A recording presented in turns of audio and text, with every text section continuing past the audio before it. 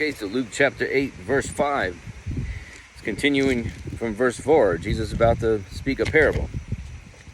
So verse 5. A sower went out to sow his seed, and as he sowed, some fell by the wayside, and it was trodden down, and the fowls of the air devoured it. Okay, so he's speaking an example of a parable, right? And so a sower, so there's some farmer, he's sowing some seed, right? And some of the seed fell by the wayside, by the road, the street, the highway, the trail, right? Some seed fell off the ground where he's wanted it to go. He fell off the side.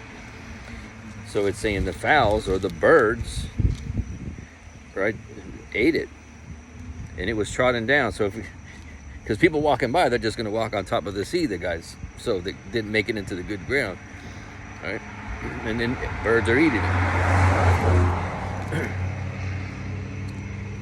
And then verse 6, and some fell upon a rock, and as soon as it was sprung up, it withered away because it lacked moisture.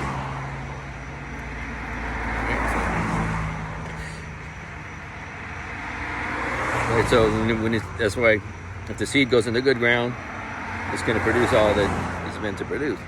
But if this is on the side and it's only has rock underneath, it's not going to get the nutrients that it needs to sprout, right? So that's why I'm saying it sprung up but just withered away because it wasn't going deep enough.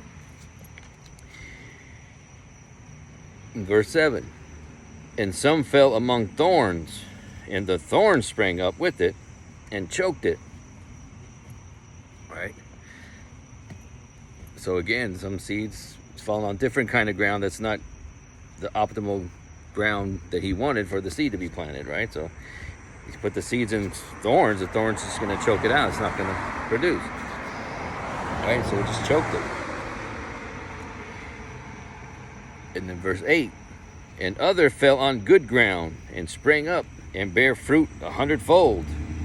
And when he had said these things, he cried, he that hath ears to hear, let him hear.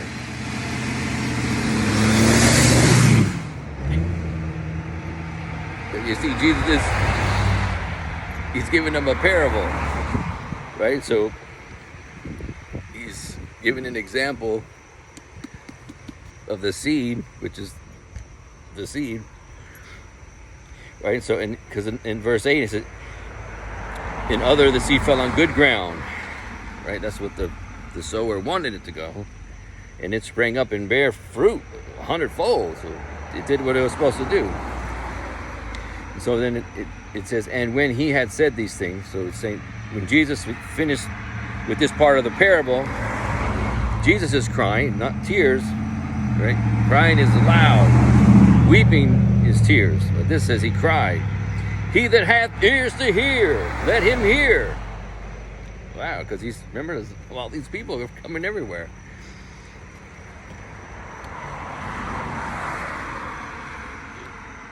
Right? And then verse 9, and his disciples asked him, saying, what might this parable be? Right? Because now they're questioning, wait, what are you talking about?